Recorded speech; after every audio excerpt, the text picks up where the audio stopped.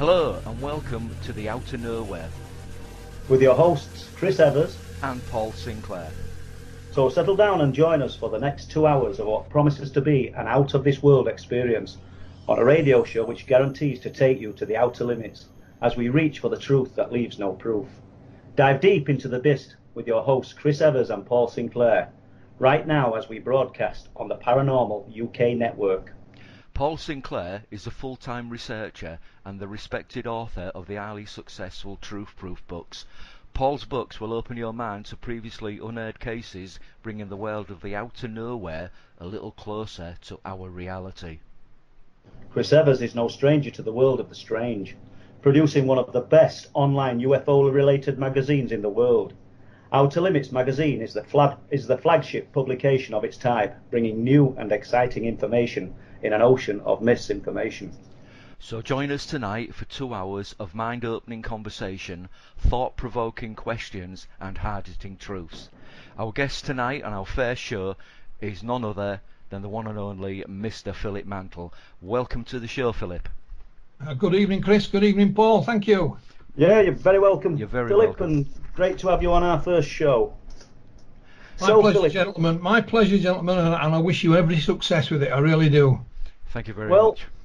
We shall try as hardest, and who better to have on first show than yourself? And there's quite a few things that we want to ask you tonight, Philip, and one of them is about your theories on the Earth lights, if we're not just jumping in too fast into the sort of depth of the subject, and your views on why a lot of the anomalous lights seen could actually be Earth lights.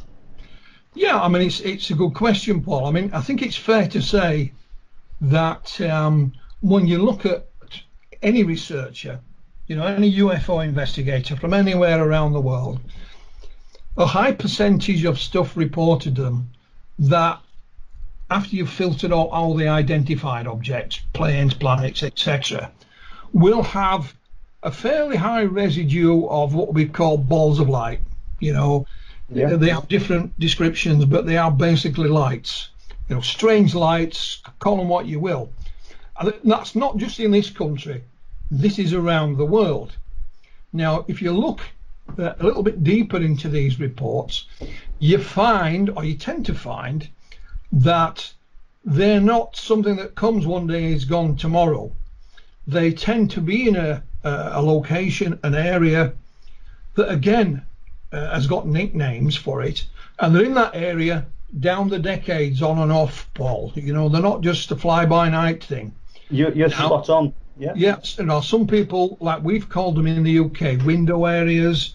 They've been called, like in Russia, they're called anomalous zones, and so on. And these lights have also got their own nicknames. You've got the Martha lights in Texas, you've got the Min Min lights in Australia, and then you've got the lights in Hessdalen in Norway. These are just examples. We have them here predominantly, although not exclusively, in the Pennine Hills of northern England. And it also happens that when you look in these window areas, or whatever you want to call them, that if you dig a little bit deeper, Paul, you don't just find reports of these strange lights. You find reports of all kinds of paranormal phenomena, and I put paranormal in brackets. Yeah. I'll give you an example. When I started at the Yorkshire UFO Society back in 1980, it was founded by the brothers Graham and Mark Birdsall. Now, in North Yorkshire, areas in and around the market town of Skipton had a lot of these sightings of these lights. And Mark and I went to a small, well, you can't even call it a village. It's just a scattering of houses. A gentleman had written to us. We'd spoken to him on the phone, and we thought, well, we'll go and have a chat with him. So when we pulled into this place, yeah, there's a scattering of houses, but the houses had no numbers on them. So, we didn't know what to do. So we just knocked on a door and said, excuse me, can you tell me where Mr. So-and-so lived? And they said, have you come about the ghost lights? Right, yeah. Ghost lights. Well, they had a folk tale, not of a ghost, but of a dog, a devil dog, that used to wander down through the village. But when you dug a little bit deeper, there was no dog, there was no ghost. It was actually two red lights. So their interpretation was these were the red eyeballs of the devil dog that floated down, you know, through the village. But of course, it was just lights and nothing else. And so again, if you expand this, you'll also find in places where there are hauntings, for example. But when you dig deeper into what these people actually see, it is an anomalous light, or a light form. I'm not saying a ball of light, but a light form. Philip, you're so I'm going to give right. you an example here that still baffles me today. Our so-called most famous case in Britain is the Rendlesham Forest incident, correct? Yes, yeah. Yeah, I agree with that. They were called out. They were called out initially because some strange lights were seen in Rendlesham Forest. So 3 of them were dispatched. The Burrows, Penniston, I can't pronounce his other gentleman's name. I think it's Cabansang. He stayed with the vehicle while Burrows and Penniston went into the forest. They encountered this anomaly in the forest, and I have no doubt these gentlemen did encounter something very strange. But Jim Penniston described a triangular object that had red lights on top, blue underneath. He claimed it was warm to touch. He actually touched it, saw these markings on the side of it, and that he walked around it for 45 minutes. He must have walked around it for a long time, you know, for several times, because it was only very small. However, his friend Burrows, John Burrows, was just a few feet away. All he could see was strange lights. So how do you have 2 gentlemen standing a few yards apart, viewing exactly the same thing, describe it completely differently? Do you think, Philip? I mean, like you said earlier, devil's advocate here. Do you think that if let's assume there's an intelligence to these lights, do you think that they could be projecting these images into one of them's mind? Not at all. I think that's a huge leap into science fiction, Paul, with the greatest respect. No, that's good. Because, again, it was just lights that they were, you know, lights is what they were called out to investigate. One person sees the lights, but another person doesn't. Now, an old friend of mine who's no longer involved in this subject, he's a chap called Albert Budden. And Albert was a long-time UFO researcher from London. He's written a couple of books. And what Albert and others claim, another one is Paul Devereaux, author of the book Earthlights, is that these lights are electronically charged. It's part of their mechanism. It's electronic magnetism. And if you get too close to them, they can affect how you perceive them. They can affect your psyche, Paul. Yeah. But it doesn't affect everybody. So some people will not be affected by it at all. It's like me. You know, I've got an ailment, and I have to take medication for it, and it tells you on the packet all the side effects. But the side effects don't affect everybody. You know, they affect some people. Next person to me will take the same medication and have no side effects. It's the same with these electrically charged phenomena. But why then, Philip? Why? Sorry for butting in, but why then do they see what we would perceive as some kind of alien craft and not a council house? But we do. I mean, that is the point. We do. It's not just, we don't just see the balls of light. Jim Penniston saw a strange craft.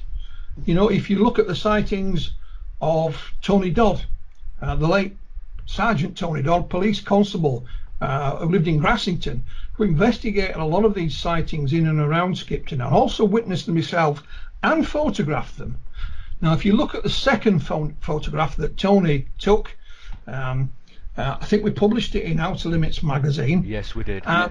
On his way, they claimed that they looked at this thing through the binoculars, and it was this top-shaped object that had thousands of little lights on it that pulsed all in unison. However, when he took the photograph of it, all you have is a red light, or orangey red light. We actually had the photographs in those days computer analysed by Ground Saucer Watch, which was one of the pioneers of analysing photographs on computer. And they just said it's a self-illuminated object with a gas or a vapour being emitted from the back, but it was just a light. Yeah. But they saw something entirely different, you know. But others, you know, who have seen it may have just seen a light, because it affects your psyche. And that's why we get all, if you think about UFOs, Paul, and I'm talking about the so-called nuts and bolts things now, they come in thousands of descriptions. I mean, thousands of them, you know, and it's that is a peculiarity of the subject. You know, are there thousands of different races coming from us, or they're doing thousands of different spacecraft? It's something that doesn't quite add up. Now, Albert Budden, I mentioned Albert earlier, he went a step further and said that there is also naturally occurring areas in the world that produces electromagnetic effects without producing lights necessarily. And today we also do this in a man-made way with your telephone masts and that kind of thing. And he was convinced that these EM effects, he basically said if you are affected by them, you are allergic to them. That's why you have an allergic effect. And then, of course, there is the Canadian scientist Michael Persinger, who has also studied this phenomena. He even created a helmet that you could put on, and it was all wired up, and it would give your brain, you know, a short dose of EM. And people began to have strange feelings. They thought there was someone else in the room. You know, how many abductions have happened in bedrooms? And they initially thought, oh, there's someone there. So there is peripheral evidence to support that lights, Earth, you know, anomalous lights. I'm not saying every UFO sighting, Paul, but these strange balls of lights that I have no doubt exist. You know, Tony Dodd took another photograph, this time on Carlton Moor, where many others had seen the lights, and he saw them up close and personal. So they do exist, there's no doubt about it. And it is us, it is we, the human being, who puts on intelligence to them. And again, I use intelligence in inverted commas. We'll see it, you know, moving, and we're just about to take a photograph of it, and it disappears. Yeah. Oh, it must have known we were going to take the photograph. Well, no, it's just coincidence that when you pick the camera up and took it, because we have photographs of them, so they don't disappear every time you want to take a photograph. You know, I mentioned Hessdalen in Norway, which if you ever get the chance to go there, gentlemen, I would highly recommend it. And I've been there. I mean, it's what Alan Hynek, when he visited, called, you know, a UFO laboratory, and that's exactly what it is. It's grown since its inception in the early 1980s. Has a permanent monitoring station there now, 24 hours. And Erling Strand, who runs the project, even teaches about this in high school. And they've caught it on, you know, still cameras and movie cameras and a whole host of things. So, you know, there is no intelligence to it whatsoever, and they have captured it dozens of times. But I think it's an area of study. Even if we go now, where we call these lights UAPs, unidentified atmospheric phenomena, and I believe it was Jenny Randalls who might have invented that phrase many years back. But if you go through to the Condign report that was released by the Ministry of Defence, it calls this phenomena UAPs, and it says that they were responsible for what happened at Rendlesham Forest, and they are interested in the electromagnetic side effects it may well have. We also have cases where these balls of light have come close to vehicles, and some of those vehicles have had their ignition disturbed and so on. So that it can have an effect. Sometimes it doesn't, sometimes it does. It's just like me taking my medication. Sometimes it had a side effect, sometimes it doesn't. So that's how I came to this conclusion, boy. You know, it didn't happen overnight. It's happened down the decades. I may be wrong. No, I think you've answered that absolutely brilliant, to be honest, Philip. Well, I think set us up with some. I think if you study this thing, any aspect of the subject, I don't study any aspect of it. I try to study all of it. You will see, if you look back on your own research, you will see how it's evolved, hopefully, down the years. I mean, I've been involved nearly 40 years, and mine has certainly evolved, and it still changes. But You know, there's still one point I want to ask you, Yeah, if it's possible. And I'm sorry for not allowing Chris to talk just this moment, and then I'll shut No, that's up for a fine. Don't second. worry. I'm quite interested in what he's talking about. The lights that people are perceiving, Philip, why are they perceiving some kind of, if we call it some kind of craft? Why aren't they perceiving, I don't know if you missed what I said earlier, a council house or a perfectly mundane thing? Why are we only hearing that when they see these lights? Because we've got them at Bempton, we've got what they call the ghost of big railings. And it's not a ghost at all, it's exactly what you've said, Philip, it's a ball of light. Yeah. But why are they perceiving something paranormal?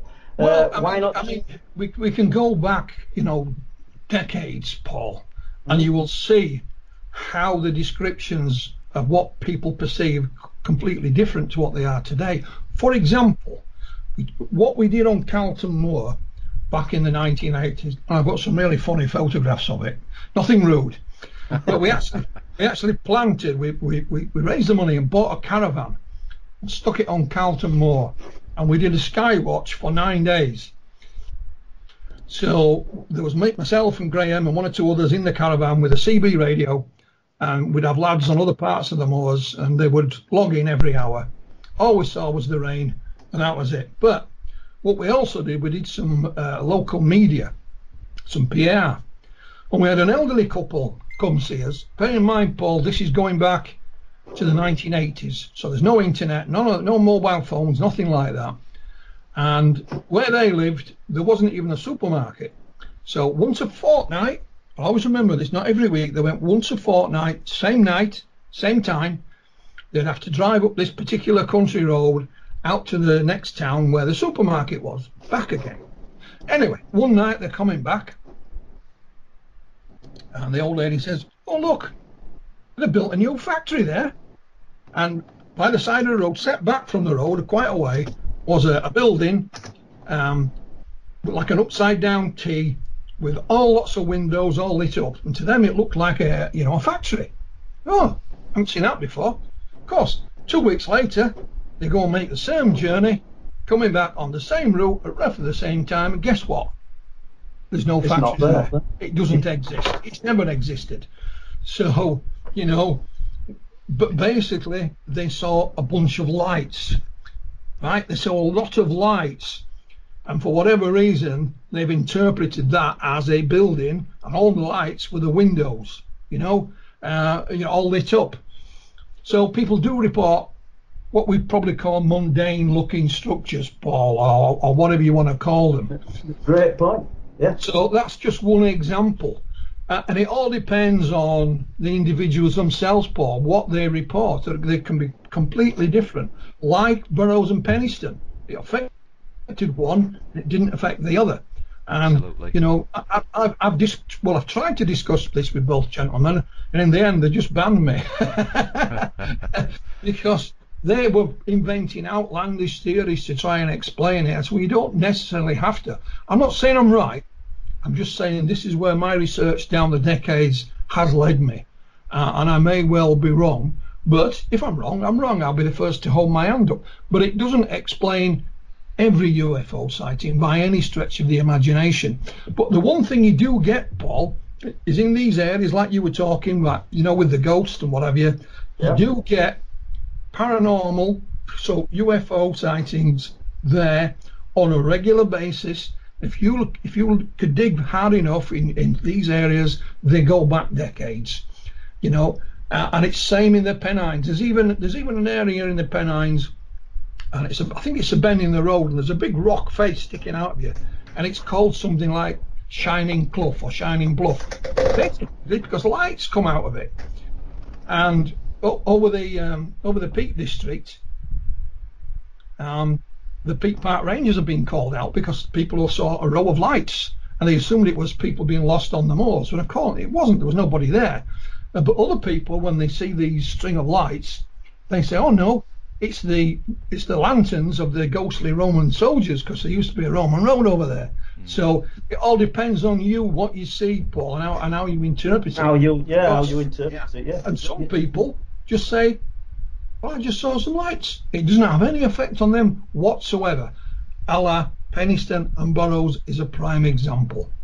I'm not saying you agree with me, but you asked how I've got to that conclusion, and that's where I am, Paul. And I think it's a brilliant explanation, Philip. I really do. What I liked about your explanation and your conclusions were, you might not be right, but that's where that's where your research has led you, and nobody can fault that. You can't knock it at all. Well, it's still a theory in process, Paul. I'll just run one thing past you then. I'll jump to Bempton. This is your radio show today, Philip, so I'm not going to dwell on my research, but the lights that we see appear over the sea appear as one light, then they instantly punch into 3, 4, 5 and 6. Not always, but in variations of that combination. Switch off, and seconds later appear in a different part of the sea or a different part of the coast. How would you explain that? Well, again, if you go along with the theory of how Earth lights are created, and again, it's a theory, Paul. This is not pure science. Lights can be produced in several different ways. One are where there are fault lines. Now, if you look at the areas in and around Skipton, there are fault lines. However, it can also be on hilltops. I think it has a name of something called mountain peak discharge or some such thing. So the energy that is building up underground is released at the highest point. Also, and if you could read back in old publications like the Flying Saucer Review, I'm sure it was in there, they said, are UFOs, attracted to bodies of water? Well, according to the theory of Earth lights, bodies of water are heavy enough to put the pressure on the ground underneath that it gives off lights. Well, there's no bigger body of water than the sea. So that could be a possibility. I would underline possibility as well, Paul. So they're not created in only one way. They are possibly created in several different ways. And if Albert Budden is correct, I remember, I'll give you an example. I remember Albert doing a lecture about this many years back, and sat in front of me was two old stalwarts of ufology. I won't give their names, but they were nuts and bolts UFO researchers, forever and a day. And I'm sat behind them, and I knew these two gentlemen, and I remember one of them said, hey, I think old Budden might be onto something here. So to hear these two old stalwarts think, he might be onto something, said a lot for me. And so, another researcher who's sadly been long forgotten is Hilary Evans. And again, I learnt a lot from Hilary about this phenomena, and he was a supporter of it, and a big supporter of Project Hest Island in Norway as well. And so, there's lots of ways that these lights may be produced, Paul, not just from, which was initially thought was from fault lines and places like that, but a number of ways. Hence could be seen out at sea as well. I'm only speculating, but it's just an idea. So thank you. Do you think any of these lights then, Phil, could be maybe attributed to ley lines? Do you think ley lines have any effect on these? Not at all. I'm not a big fan of ley lines, to be honest, Paul. I look at Britain. You get a map of Britain, and we are such a small, island. And if you want to find things that line up, you can. But again, I'm not against the fact. I've never found any stunning evidence that supports it. If you listen to some people, there are all kinds of patterns in the landscape in Britain, which I don't agree with. And I'm not against the paranormal. In fact, I've witnessed the paranormal firsthand. I'm just not convinced with people's explanations of what it may be. So I just think, I'll give you an example about how you can get things mixed up on a map, Paul. On July the 23rd, 1984, I was coming home from work just before 10 o'clock at night. I lived in an area of South Leeds, on a hillside, a little place called Tingley. Now at Tingley, you can see all of Leeds in the valley below you, right out, almost see the Leeds Bradford Airport in the distance. To your right is a hill, and that's the suburb of Middleton. I see these two big lights in the sky. I used to drive a Volkswagen Beetle. I don't think it's ever gone that fast coming home from work. So I'm stood in a lay-by with the whole beautiful evening, the whole of Leeds below me. To my right is Middleton, and these two lights. You didn't have to bend your neck to look at them. You could see them in your field of view. Was just hanging there above Middleton. And then poof, they were gone. Lots of other people saw them as well.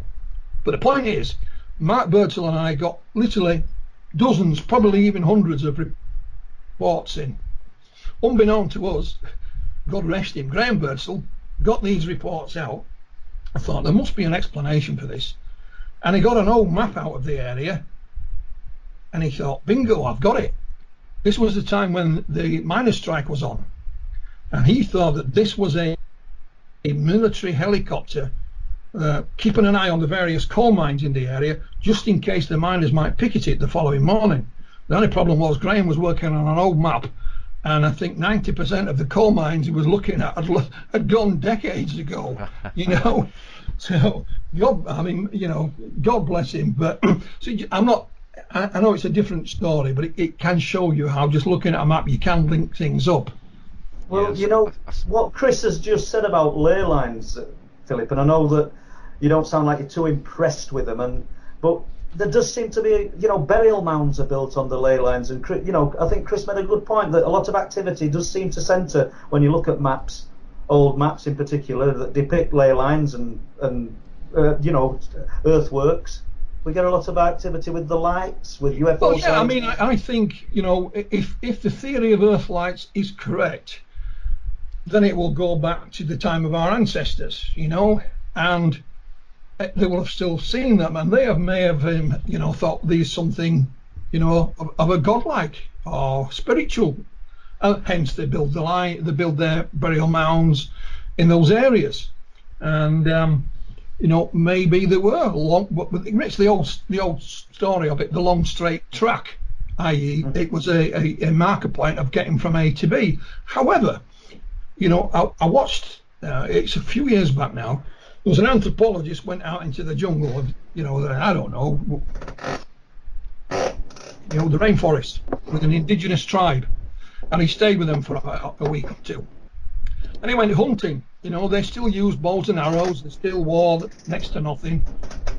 And the jungle was immensely dense. But yet, they didn't follow a track. They actually followed. They were shooting monkeys. They were going to eat some monkeys. They followed. The monkeys were up in the trees, and they chased them. But yet, they were always able to find their way back. There wasn't any tracks. They still got back home. Again, I think it was in the 1990s. An experiment was done by a university in Manchester with some of their students.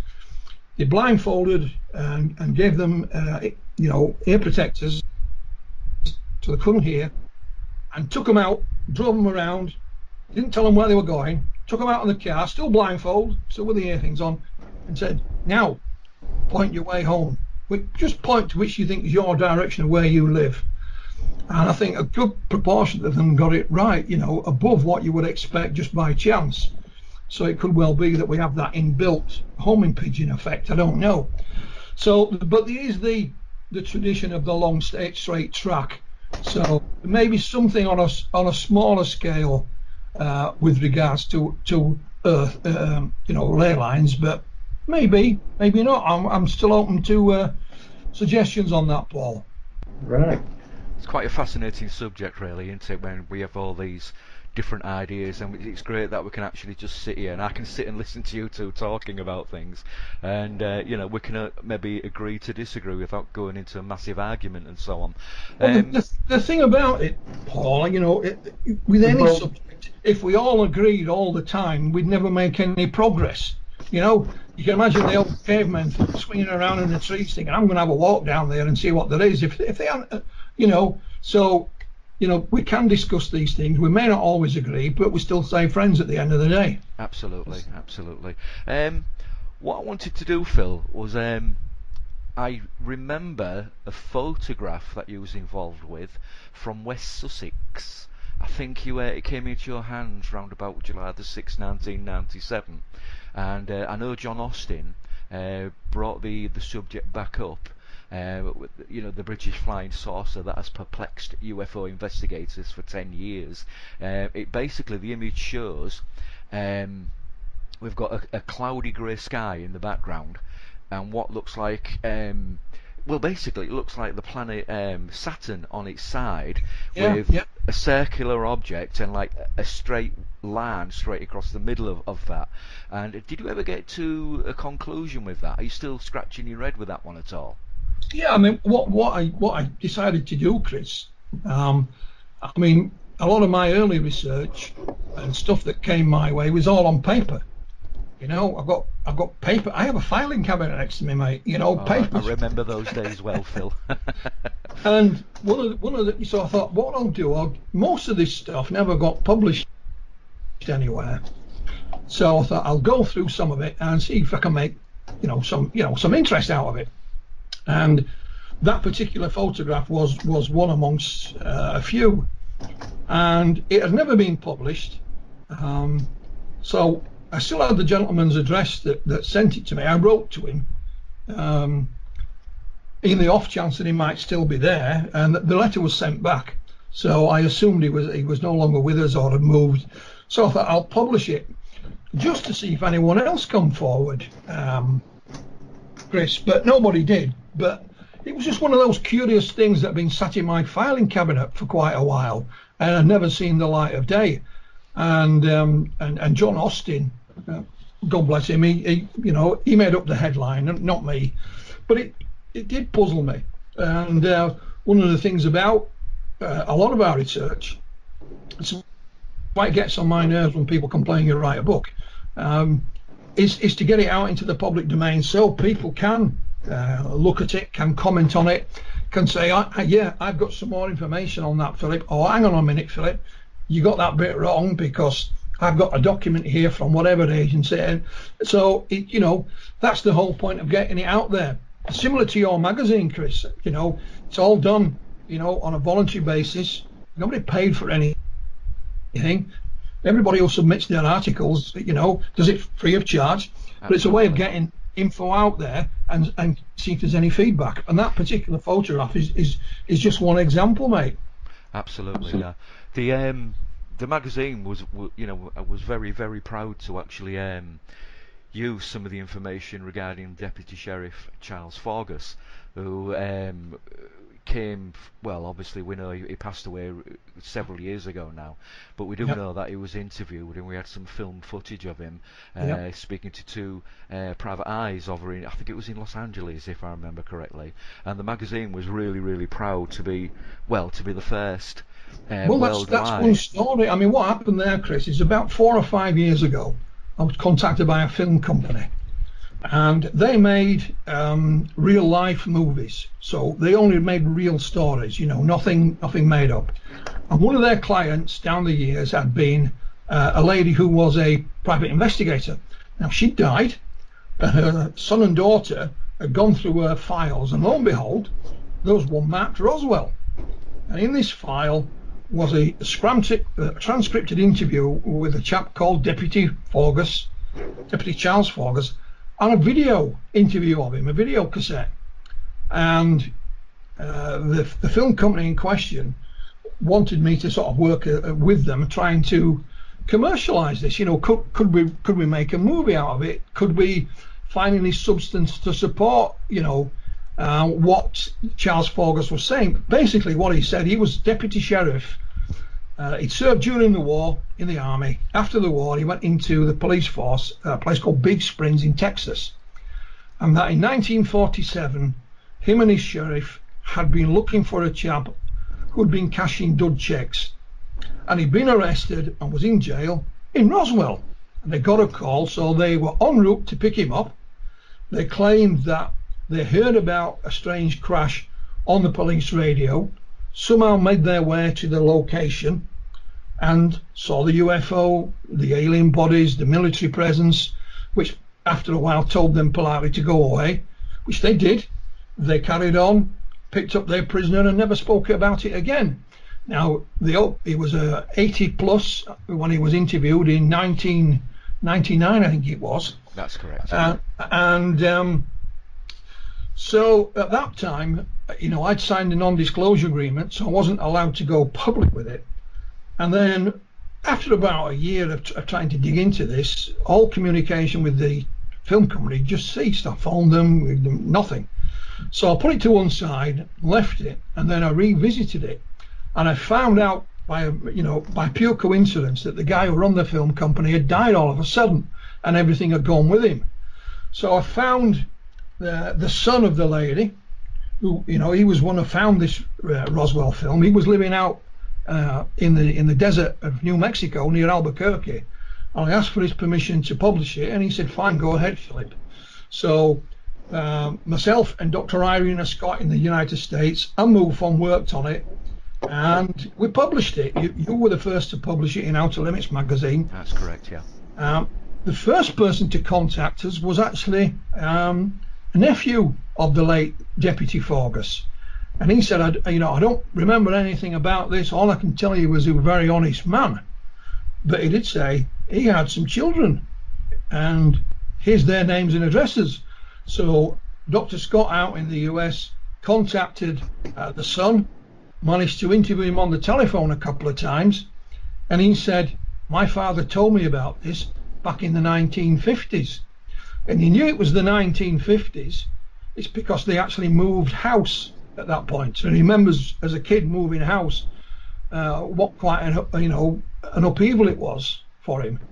And of course in the 1950s, Roswell was never heard of. It was a flash in the pan in 1947. Yeah, it kind of died of death, didn't it? Yeah, it died of death overnight. It doesn't resurrect itself until the late 1970s, maybe 1980s, when Stanton Friedman met Jesse Marcel, of course. So for me, that was vindication of publishing it in the first instance, and we did have verification that he had told the story before. It wasn't something that he invented as an old man after seeing things on the TV and maybe he got dementia or whatever. No, he actually told his son about it when he was a little kid. So that was in Outer Limits magazine, and still one of the back issues, I dare say, Chris. Yes, it is. Yeah, it's in one of the back issues, which are available on the magazine website if people want to have a look at those. Yeah, but it just shows you an example of what can happen when you go public with something, because that story was, we went in Outer Limits magazine first, and it went online, it went around the world, and we as a result we ended up with speaking to his son. Hey presto. Absolutely. Yeah, the old guy that and the bit footage that you released, this is something I guess you will have tried, but did anybody try to find out or trace the actual guys who interviewed him all those years ago? Yeah, I mean, the private eye had died. That's why her son and daughter were going through her files. Right. And that file had been handed on to the film company. Sorry, I was thinking that the old guy had the footage. I apologise. No. What the private eye did, they interviewed him in a very informal manner, Paul. It wasn't sit down and let me ask you questions. It was stood up, and it looks like it was in his house. Because when you view the whole, I think it's about 16 minutes or something like that. There's pictures of him in the military on the wall, and I think there's his medals as well, or some such thing. That's correct. I think he's just kind of standing there, and they're having a chat with him. So it's the camera pans around a couple of times, and like the old videotapes used to do, it goes a bit fuzzy. But then they've sat down and transcribed it, and at the bottom of the transcription is a number of contacts, people who could verify who he was. But I contacted the police department where he worked, and they said we didn't keep records that far back. They sent me a photograph of the sheriff's office from the late 1930s, and it looked like something out of a cowboy film, Paul. I mean, it hadn't changed. It literally did. There was cow horns hanging on the wall and all this kind of stuff. Yeah, I saw the footage that were played at the Outer Limits conference last year, everything did look very authentic. There were nothing sort of made up about this, was it? It was a good original bit of footage. Yeah, so it's like I said, I published that photograph that was lying around in my files. We published Deputy Forgus' statement from a private investigator's files, and I think it was just a few months ago, and I can't remember the gentleman's name, although I have been in touch with him. Not on eBay, but another sort of, selling site online. There was some United States Air Force papers put up for sale, and I think they were going for something like $100. And this guy thought, well, for $100, I'll take a punt. So when he bought them, right, they were actually files from Project Blue Book. Crazy. That's quite a good... Original files from Project Blue Book. He managed to find who these files belonged to, because they'd been in a garage somewhere, and then somebody had moved and they got chucked out. And he was still alive, and he was an Air Force officer, and he did work on Project Blue Book. And he says, not only that, if you're interested, I've got some more. Basically, he took some work home from the office, and it never went back. It just got forgotten about. That is totally amazing. Yeah, it really is. It'd be nice to know what they said on those files, don't you think, Paul? I don't think there's any smoking gun in it, but one thing that I found peculiar about, because some of them are being released online, were some of the photographs that were sent in. There's some, I know it sounds awful, and if there's any animal lovers out there, please forgive me. I'm not in favour of animal cruelty, but they'd actually sent in a picture of a shaven monkey and called it an alien. All right. This is one, myself and Paul in the past have discussed hoaxes, etc. On the internet. Do you think the internet, Phil, has been a good thing or a bad thing for ufology?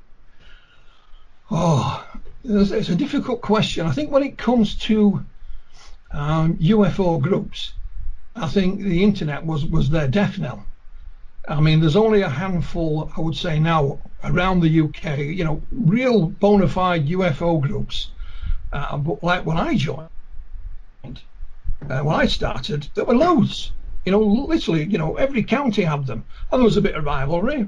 A lot of the time was friendly rivalry, but rivalry no. And then there was, national groups like Bufora, which is sadly is dead, and other international organisations. MUFON's had its problems, but it's still managing to go along. So on that side of things, it was the death knell. I think it was also, it makes it easier for people to report UFO sightings in some respects, but I don't know. I just think it's detrimental in that respect. But on the other hand, when you're talking about research and investigation, like Deputy Charles Forgus, for example, you can send that information around the world in the blink of an eye and get feedback. Yeah. I mean, I remember, God bless him, I think he's dead now, but I used to be part of MUFON, and the head honcho then was a chap called Walter Andrus. And it's before the internet, and I used to write to Walt. I used to write to him. And he came over here and he was doing a presentation, and he mentioned my name, and he says, Philip writes to me faster than I can reply. You know what I mean? Well, we don't really have that problem anymore, do we? The internet gets the information out there, Philip, without a doubt, but do you think it's suppressed a lot of hardcore research, feet on the ground research? And I've like what I do, like what you do probably, or did to some degree a lot of years ago. I don't know whether you're still out and about as much as what you were in the past, but you see, we get the term armchair researchers. I mean, I suppose we've always had them, but the internet seems to create lots of them because there's a lot of information readily available, and the people don't have to go out and search for it. It's there, isn't it? Yeah, I mean, I don't think you can beat the foot soldiers, because it's all right, you'll get an email from somebody and they'll say this, that and the other, but it's very different when you go and actually speak to these people face to face. Yeah. So I know one chap, I'm not going to mention his name, but he said, I can get everything I need online. I don't have to go anywhere. Impossible. Exactly. I'll give you an example where a guy contacted me, and I spoke to him on the phone. This is going, again, pre-internet days, and he said, I've taken some photographs over the moors of these strange lights, and it was just on the border between Yorkshire and Lancashire. He was actually just over the border, and so I said, all right, can I have a look at your pictures? I thought, it's not that far, I'll go meet him.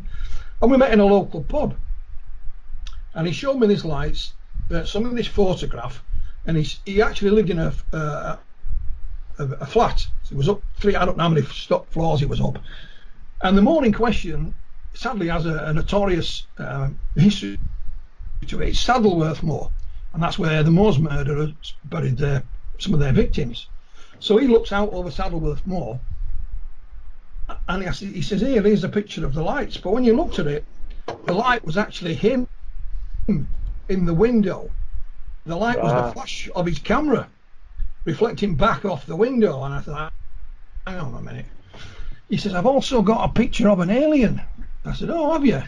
So he pulls out a photograph, and it's a kitchen in his flat, and there's what looks like an elderly lady stood in the doorway, and I'm thinking, he's not going to. And he says, it's there, and I'm thinking, is he pointing at this old lady? And it wasn't. It was where the light had reflected back off the door panel. It was just a light. It was just a flash of it. I saw, again. Once again, interpretation, and he wasn't a full shilling, want the lad, but no. On the telephone or on email, you would never have been able to guess that, Paul. It's only when I went to meet him. I mean, he wasn't, he truly believed what he was seeing. It wasn't. It was just where his flash had reflected off the side of the door. I thought he was going to point at his mum, thinking he's an alien. So he weren't attempting to deceive you then in any way. He was just sort of ill-informed. I mean, in your area, Chris knows this story. There was a lady and her daughter in a park hall claimed one night they'd seen some strange things outside their house, and they bobbed down, but they held the camera up to the window and took a series of photographs. And all you see on the photographs is just the flash, but they're convinced you can see an alien in it. And I went and spoke to them, and again, them two ladies are listening. They're not, with respect, they weren't a full shilling. Did you see the photos? Did you see the negatives, Philip? Yeah, absolutely. Because I went and spoke to them probably 15 years ago. You know. Well, they actually sent me a letter, and they said, we've sent you some skin of an alien. It crawled through the cat flap, and this is the skin, and it was a piece of chicken skin. It was roast chicken they'd sent me in the post, Well, do you know what I came away with? And you can tell me you think I'm wrong, but I went with Steve Ashbridge, and they lived in Knaresborough at the time. We don't have to say the names, but we believe that they'd had some kind of experience, but we don't know whether they'd had the most incredible experience that they were trying to describe. And we think everything after that, satellite going across the sky, anything, were perceived as the visitors, the aliens. Well, it could well have been, but they wanted me to look at these photos, and there was nothing on them. It's as simple as that. And when you hear them talking, I mean, they were off the trolley, mate, I can assure you. But all I'm saying is, Paul, without you or without me or without someone going and speaking to them, you would never have been able to come to either of those conclusions. If that had just been online, you'd have just said, sorry, I can't see anything on your photographs, and they might have sworn at you, but that'd be the end of it. So I'm actually sorry to interrupt, guys. I'm actually going to be talking a little bit about that, Philip, at this upcoming conference in about 4 weeks. So my talk is basically weird or what, and I'm just going to talk about a few things along those lines. But it was quite an interesting case, and I do remember the older lady, which I think was the mother of the younger lady. Didn't she see angels, and the daughter saw aliens, if I remember correctly? Could well be. They did when I spoke to them. I found that interesting, but it was just a difference in cultures and not cultures, but upbringing and different generations. The daughter perceived it as aliens. The mother perceived them as angels. As I say, Allah Paul, Allah Venison Forest. Jim Peniston sees a solid craft, and his mate next to him sees lights. What's the difference? Yeah, that's why I actually mentioned that, because it's a good point. You see, very good point.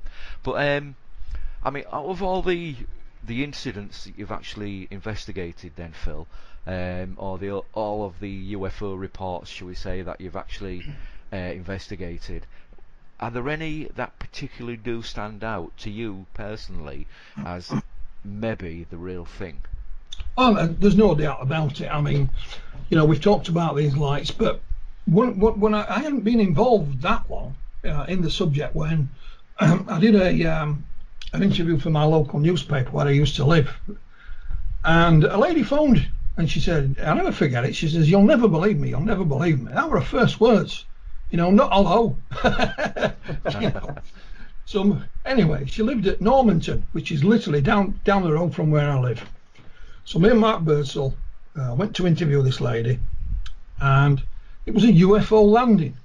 And now Normanton in those days, like where I live in Pontefract, was a mining area. One side of it is the M62, the other side is the M1. There's nothing spectacular about it. And where she lived was in the cul-de-sac. And she was about, I don't know, 8-10 houses from the end. But her house was an elevated house, so you literally had to walk up some steps to the front door.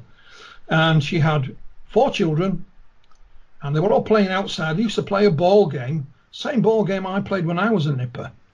And the ball went up in the air. It was just a tennis ball, and they saw this thing descend at an angle, stop in the air, and drop to the ground. Now, beyond the end of the cul-de-sac was just some fields and a few electricity pylons, because they go out to Ferrybridge Power Station. They run in the house, and she was just washing the dishes after lunch, and it was, Mum, there's an aeroplane crashed in the field. So she said, she come out the front door, and because it was in an elevated house, she could see across these fields, and she said there sat on the ground was a Mexican hat-shaped thing, but it wasn't, but it was like a silvery grey in colour. So she got the children, they walked down through the cul-de-sac over the field, and at one point they go down a little dip, and when they come up the other side there was a fence bordering this field, and hey presto, there's now 3 tall humanoids stood outside this thing. They got very close to it, and they had something in their hand, and they were waving it across the ground. They were so close they could see they had like a visor over their face. They didn't have gloves on, they had mittens, and they had big boots, all white. And the kids were trying to get over the fence, but she held them back. And then these 3 men, she called them, she didn't call them anything else, they walked to the back of this thing. It then rose up, stopped in the air, and shot off at an angle the way it had come. And we even interviewed one of the children's friends. He'd actually gone home for his lunch, so he missed it all. So he came back after lunch to restart the ball game. You remember, all the excitement about it and all the chatter. And this lady, she wouldn't even let us take a photograph of her because she had her curlers in when we went to speak to her, And her husband worked down the mine. He was working that day. And one of the things that really bothered her was that no one else seemed to have seen it. It's a beautiful sunny day, children out playing like hers were. Like I said, there's a motorway either side of where she lives. She fully expected the next day it would be on the local news, and or the BBC or whatever, but not a thing, not anything. And she was just like, it's nothing scientific, Chris, but she was just like the people I grew up with. My dad worked down the mines all his life. I was brought up in a mining village, So she was either lying or telling the truth, and I couldn't find any reason why she'd want to lie. It was a Mrs. Westerman. And they were so close to it that there's no way they could misidentify it either. It wasn't a helicopter or anything like that. So you have to say, well, I believe what she was saying, and the children as well. They never called it a flying saucer or spacemen. It's just this strange thing they'd seen. And it all stuck with me. Did they seek out any, other than talking to you, Philip, did they seek out any other sort of publicity? Not at all, mate, no. I mean, that's sort of even more convincing, for years, for donkey's years, when I talked about it, I didn't even use the lady's name, because she asked us not to. She wasn't worried about herself, she was worried about what would happen to the kids. Maybe, the kids at school would bully them or whatever, So I didn't even use her real name for a long, long time, because they'd only seen it some weeks before they phoned us. This wasn't something that happened years ago. It was very recent. And we went out to the location with her. There was nothing there. There wasn't a bent blade of grass, but that, I think I to have some photos of it at one point, just the area. But it always stuck with me, Chris. And again, it's one of those things. I could have probably spoken to her on the phone and taken a statement. Didn't have to go out there. But it's when you meet these people, when you get out from behind your armchair and speak to these people, their friends, get to look around their house, go to the location where it happened. It gives you a better understanding of what you may or may not be dealing with. It's not 100%, but it's it's something. We had no choice to do it in those days, Chris. There was no other way. If you could get, when I wrote my first book without consent, I literally got in my little car and went from one end of the country to the other interviewing people, not because I had to, because I wanted to. I went to Livingston to interview Robert Taylor. I went with Malcolm Robinson. I went to the South Coast, and interviewed people. I went to Scotland. I went to Wales with Margaret Fry and interviewed people there. The only place I didn't go was Ireland, and that's because I couldn't find anybody to speak to. Otherwise, I would have. They'll have all been drunk. Hey, I've got family in Ireland. Like that Guinness. Hey, I'm part Irish as well, so watch your lip, Mr. Sinclair. But don't get me wrong, I'm not knocking the internet or anything like that. It's marvellous for research. It's absolutely a wonderful tool, and cooperation and that kind of thing. But it does have its limitations. So, what do you think of alien abductions? What do you think of that scenario, Phil? It's a very puzzling one. I mean, that's what my first book was about, and it dealt with cases purely in the UK, nowhere else, just the UK. So I got fed up of listening to these idiots on TV saying that that it's only rednecks in the middle of nowhere that have these encounters. Well, it wasn't. What you find when you look at alien abductions, for want of a better phrase, is that they are everyday people from everyday walks of life. They're about their everyday task when these things happen. Robert Taylor in Livingston, he's going down to check on a clearing in the woods. The lady in Manchester, her and her daughter picking wildflowers in a field behind where they lived. Another gentleman, is in his car on his way to meet his fiancée. So they're just going about their everyday task. What was fascinating, though, Chris, although we didn't publish it in the book, simply because we didn't think about it then, after the book was published, we'd speculated in the book a number of possible explanations. We did say, without a doubt, these people are the genuine article, have a genuine, puzzling, baffling experience, and we looked at, theories that may be able to try and explain them. However, what we did is we asked the abductees themselves what they thought lay behind their experience, and some said definitely thought it was aliens, some thought it was a spiritual experience, some said they didn't have a clue. And I mean, the young chap I interviewed in Wales, he thought it was the Russians, Oh, right. So even the people who have had these experiences didn't agree among themselves what was the nature and origin of them. But now, one chap, that sort of boils down to a person's belief system and the way they want. Yeah. But the underlying core experience, none of them are denying, I would assume, that they haven't had some kind of experience. Not at all. No, they all had some kind of, baffling experience, and that's why we emphasised in the book, we wrote it in such a way to show that these weren't rednecks from the desert of New Mexico. Yeah. They were just like your next door neighbour, and it could happen to you. They were just everyday, ordinary people about their tasks. But one chap I did interview, and he's not done a lot of interviews, was a chap called John Day, and had an encounter at Aveley in Essex back in the late 70s, along with his wife and two children. And somehow we managed to track John down, living in Suffolk. So a colleague and I, we drove down to Suffolk and met John, and interviewed him, and his recollection of his encounter was as clear as it's always been. I won't go into a lot of details about it, but I asked John while we were there, sadly I didn't tape record it, but I asked John, what do you think is the nature and origin of not just yours, John, but these experiences in general?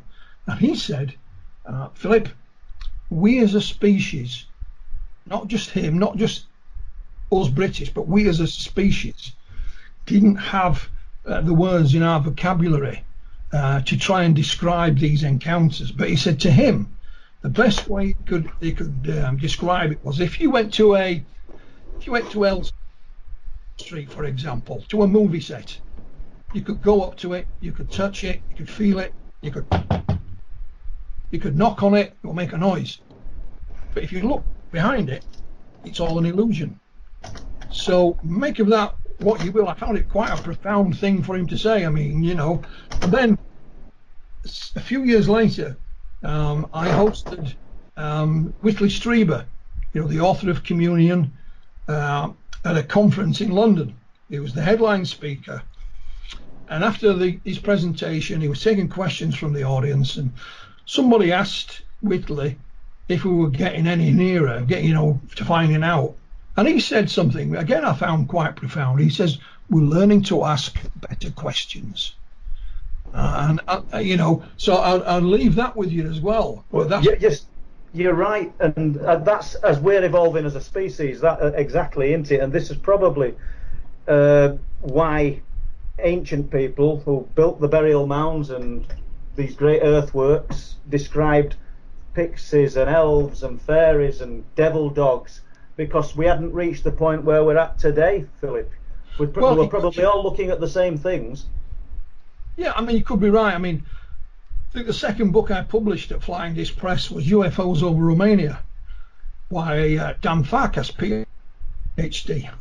Now, at the end, just in one chapter, Dan mentions his theory for, close encounters, and he calls it hyper-civilizations. And he's just actually expanded on that. He's written a whole book about it, so I'll be publishing that next year. What Dan's theory is that, yes, we are being visited by beings from elsewhere, but they are not just a few thousand years in advance of us, or even tens of thousands of years, perhaps tens of millions of years in advance of us. And that's why when you look at some of the things that the occupants of these UFOs or the abductors do, it seems a bit stupid. Like at Normanton, standing outside in a grass field waving something out. It don't make any sense. But it does. It's just that we cannot make any sense of it. For example, if you were to take a flat screen TV and stick it in an ant's nest, they could crawl all over it. They would be aware of something is there, but they would never in 1,000 years be able to know what the technology was behind it. Yeah. That's correct. We are the proverbial intergalactic ant's nest. We humans compared to these, and it's a fascinating theory. And like I say, he's written a book, because I asked him to. I said, well, that's a great theory, but you've only sort of touched on it, in your conclusions. So he's actually expanded on it, and so next year you will see his book Hyper Civilizations published. And it just a book I would like to buy. I like his theory, and it's sort of. What I was saying, Paul, what it does, it makes you think. And there's been times when I've said, no, it can't be this and it can't be that, but then you get something like this come along, you think, hang on a minute, Dr. Farkas might be onto something here. This kind of makes a bit of sense. So the only way you can help that is to try and share it with others, which we will be doing next year. And people will read it and think, yeah, that's great. There'll be those that are steadfast in their beliefs one way or another and will not budge no matter what you say to them. Well, you see, like you've just said about those beings, aliens, whatever we want to call them, waving that thing about on the ground, and we're trying to work out. We have no idea. We're trying to imagine that they're interested in something, the things that we would be interested in, and their agenda, what they're interested in, or their interaction with us or this planet, for want of a better word, might be totally different to anything we could conceive. Well, so we might be the intergalactic ant nest, Paul. We just cannot make, no matter what we do. We could, persuade all the governments in the world to donate millions of dollars to trying to investigate it, but we'd never find the answer because we're not capable. Do you think they're coming from other planets then, or do you think it's interdimensional, or a mixture I don't know if anybody's coming from anywhere, Paul. If they're already here then? Well, not either. I'm still open-minded on that. You see, again, these things bother me. If we're saying that, for sake of argument, that the occupants of UFOs, if there are such things, are aliens from wherever you want to call it, Paul, from what bothers me is that, by and large, they're pretty much like us. You know, they've got 2 legs, 2 arms, and a head and a body, and you've only got to look at the diversity of life on our little planet to see the weird and wonderful differences. But so why should they have evolved like us? That's what you're saying, isn't it? Well, not only that, if you listen to some people, there are a number of different alien races coming here. You know, I mean, are we the intergalactic Bridlington, Paul? I mean, are they coming here on their holidays? So, this is actually... for example, if we were to invent interstellar travel tomorrow, you know, just as an argument, where the hell would you go? The chances of we've no way of detecting life elsewhere in the universe, Paul. We don't have it. But what you're doing now, Philip, is we're talking about them either coming or being here. What you're doing now is saying, where would we go? And we've already just covered that one. We can't conceive this advanced, this millions of years, thousands of years advanced intelligence. We can't conceive how they've got from A to B. Well, that's it. That's what I was going to say in reverse. How would they find us? How would they be able to locate us in the first instance? And let's say they can. Let's say, for sake of argument, they can. But there's not just them. There's a number of them. And they're all pretty much looks like us. They've all got 2 arms and 2 legs, apart from the occasional ones here and there. So are we saying that all alien life throughout the universe is humanoid? I mean, it doesn't make any sense to us at all. I'm just going to mention, gentlemen, that you know, the signals that we've been giving off are basically radio signals, which are, you know, we've had radio let's say since about 1910, 1920, something like that, and those signals are now flying out, but they're nowhere near the nearest star, which I think is Sirius, isn't it? Which is like 4.5 light years away. Yeah, Chris, in a few years' time there'll be no more radio signals because we'll all be digital. You know, we'll be radioactive for only a very short period of time. One of the things that we use to try and find out the possible numbers of planets and life forms is the Drake equation. That's correct. One of the parts of that Drake equation is the time frame of existence. Mm-hmm. You know, they estimate that the universe is something like 14 billion light years old, or however. So these aliens would also have to be evolve in the same time frame as us as well, and then be able to expand, and then to find us, and then to get here.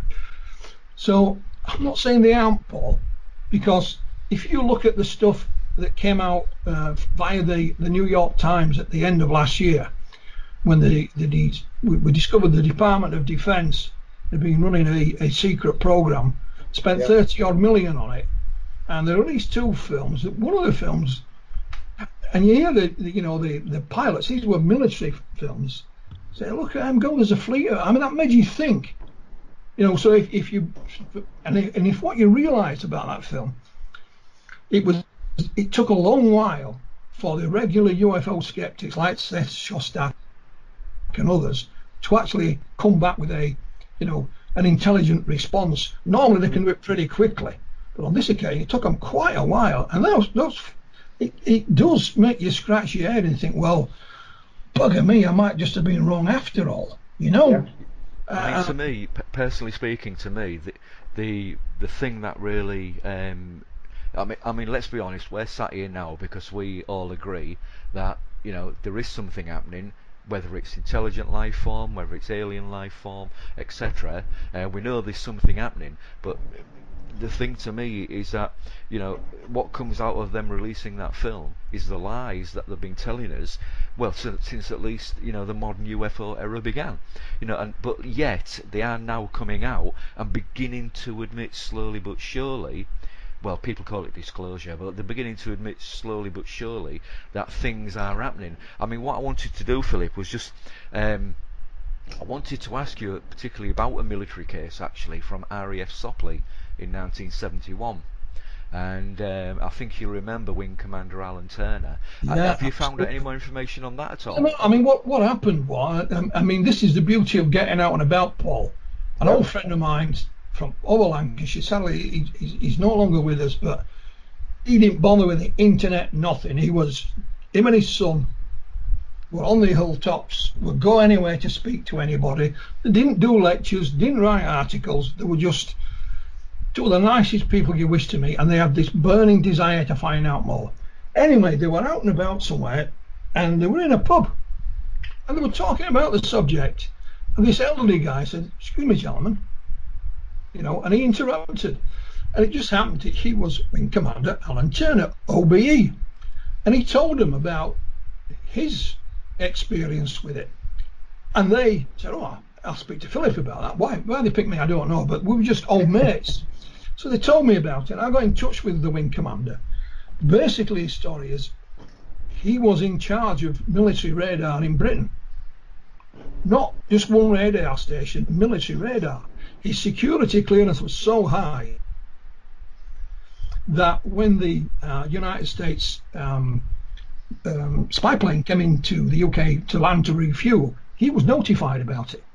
I mean, that's how high his security. And he was on duty one evening, and he tracked 6 UFOs over mainland UK, as did other radar, and as did the radar in London. He immediately informed the MOD, who told him straight away to write a report about it. What he told me, he said it wasn't what really got to him. It wasn't how these objects move from A to B. It wasn't that. It was their rate of climb, how they move from C to D, upwards. He explained it all in military terms, Paul, so excuse me, and he said it was just unbelievable. And he says, "Philip, what I can tell you is I can tell you what these things weren't." And that included, spy planes, experimental craft, and that's it. But what it was, he'd no idea. Now, Wing Commander Turner did write his official report and send it to the Ministry of Defence as instructed. But guess what? When you go through those files at the MOD, can't find it. It's not there. It's not there. That's a surprise. Did he have anything in his private notes that he could have passed Not at on all. to you? He was a military man, from his main day, but he hadn't been told to keep this a secret. Therefore, as far as he was concerned, he was able to talk about it.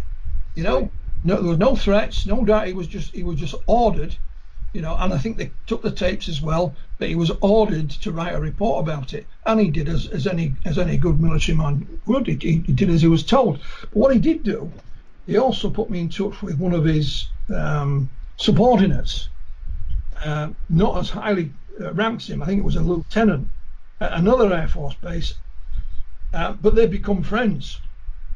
And I spoke to this other gentleman, I can't remember his name off the top of my head, and he had a similar experience, but just with one military installation. He was on duty one night, and they got an unknown target, on the radar. The difference with this one was it was very low, and it was directly outside where they were.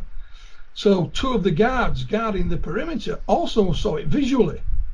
So he made the guards fill in a report, and he submitted his own report. Guess what? When you read the MOD's stuff, you get the 2 reports from the guards, just ordinary grunts, but their commander's report is nowhere to be found, So far for the course, Philip, isn't it? Absolutely. So I don't believe in disclosure as such, Chris, because again, I've been involved so long. This thing about disclosure, it tends to come round in cycles. So back in the 80s, it was Operation Right to Know, and they're going to release everything tomorrow, and when we get the next president in, he'll release it. He's promised that, and of course it never comes. But what you may get is like you get in I mean, it's the duty of governments to keep secrets. That's part and parcel of what they do. But you may get individuals who don't toe the government line, i.e. as has happened with the material last year. This wasn't an official government release. It was someone who worked on it who released it. I mean, I've just digressing somewhat. I've just been watching a a long documentary series about the Vietnam War, and it came to when Richard Nixon, and he said, I'm going to stop the war. But there was a civilian employee at a think tank that the Department of Defense used. They had secret documents going right back to JFK's time. Every administration were informed that they could not win the war in Vietnam, or it was extremely unlikely at best. Yet they kept escalating the war and pumping more money into it and so on. And he was a civilian employee, so he copied these files and released them because he thought, you know, you've been lying to us all this time. You have the right to know, like they did with the film and other stuff at the end of last year. So that may happen. You know, I wouldn't want, you know, anyone in government to release secrets that would be a detriment to the safety of anybody's nation. But things of this nature surely should be shared with everyone, you know. Yeah, every nation. Yes. Absolutely. And of course, ultimately it brought Nixon's demise. But so hope, you know, it's more of this. If you read what they had to say in that, one of the things that in the end of the stuff at the New York Times last year also talked about materials, not just film but materials. And because it was sort of down the end, it sort of disappeared somewhat because you were all focusing on these films. So it'd be interesting to see where that goes, you know. And the guy who was involved, of course, is speaking at the MUFON symposium this year. I think he's also going to Brazil to speak at some point. And Roberto Panotti's told me he's going to Italy to speak. Roberto actually invited me over to go and sit in on it. But the gentleman in question, I don't think he's out to make any money. I think he's out to spread the word. So what better way to do it? Absolutely. Yeah. I do know over the years, Phil, you've actually released several books yourself without consent, Beyond Roswell, and others, of course. Russia's Roswell incident as well, you know, that kind of stuff. And you've wrote for Quest magazine, Beyond magazine, Outer Limits magazine, of course. And I do know now yourself, you've actually decided to become a publisher with Flying Disc Press. And what was it that made you actually decide to become a publisher? Was you looking for books that perhaps have gone out of print, or was you looking for books that you thought actually provided answers to people, you know, with questions? It was a number of reasons, really, Chris. I mean, I formed Flying Disc Press in 2015, and it came about quite by chance. I was for those that don't know, I suffer a serious medical problem. I have congenital heart failure.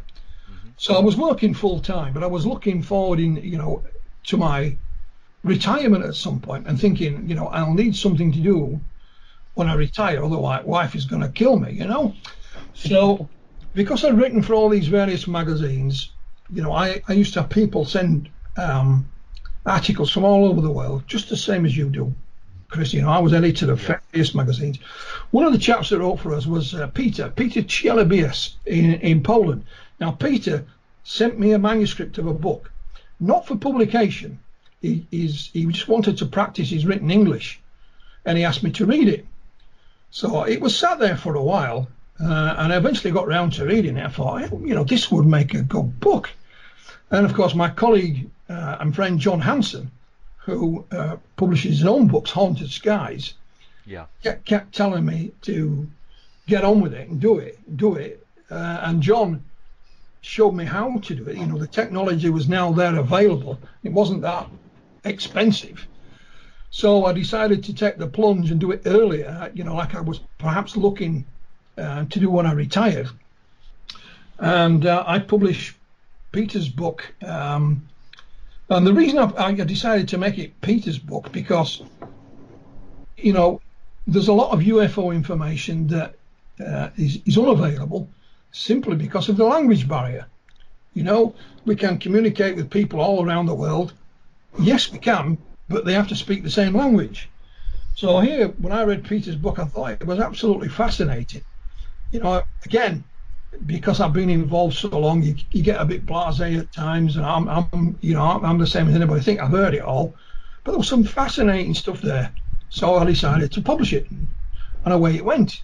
And it apart from me not editing it properly and altering some of the spelling mistakes, that was the only thing that was wrong with it. It was a fast learning curve, but the actual content of the book was very well received.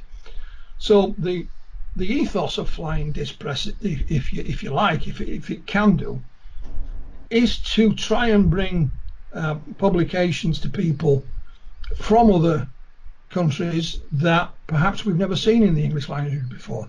I followed that up with UFOs over Romania, of course, Dr. Dan Farkas, and again, there's some fascinating, cases in there that you will have never read before because they were only published in Romanian.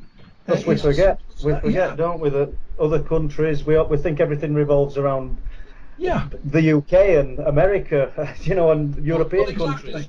And so I've looked to also try and publish little things that, perhaps were only published in very limited amounts. I used to have the original file of the Papua New Guinea, Dr. Reverend Gill. Yes. I just put that out so people can get it.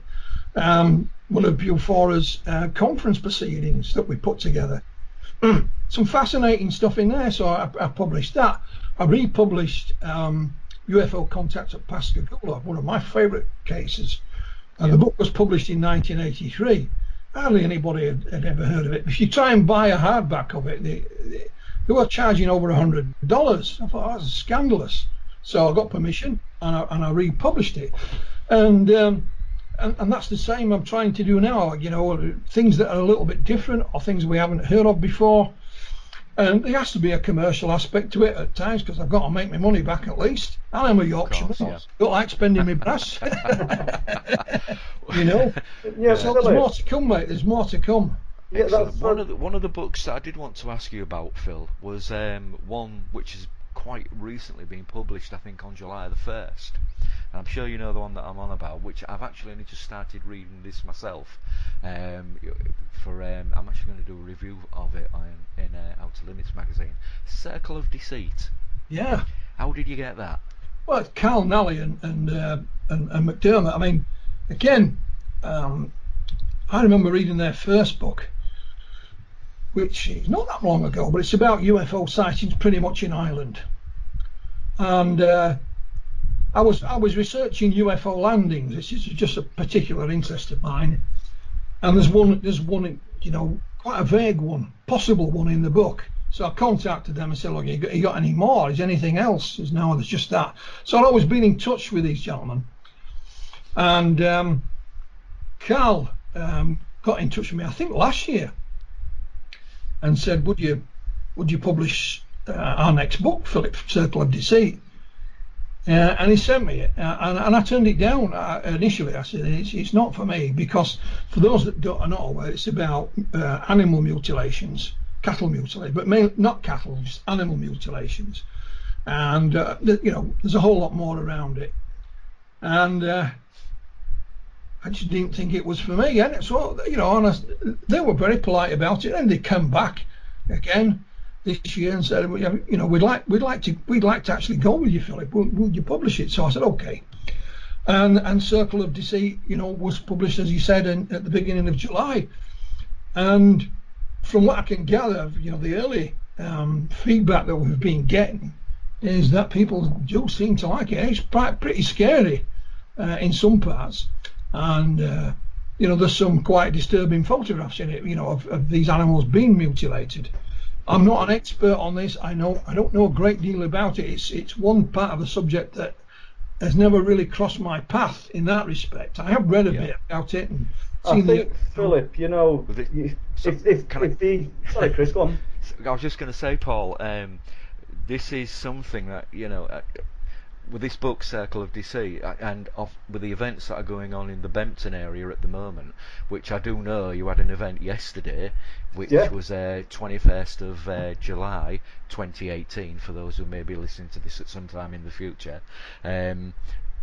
you had a possible mutilation scenario there yesterday. So the reason I brought up Circle of Deceit is because I thought it might be something that would interest you both, and have a quick natter about that if we could. Very much so, and I'll once again need to stress it's Philip's show, but I'll just give you an outline of what's happening.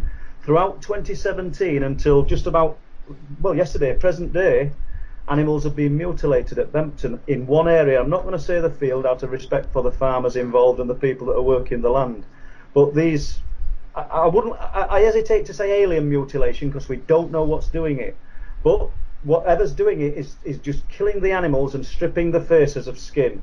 And down to the bone in most instances, removing the eyes, which is like what the one I found yesterday. All the photographs, Philip. But it's not only this phenomena, if we'll call it, that's what the farmer calls it, not me. Is not only capable of killing sheep. On the beaches, very close to this location, we're finding harbour porpoise with huge 3 and 4 inch holes straight through the jaws, all through last year. Deer in the same condition.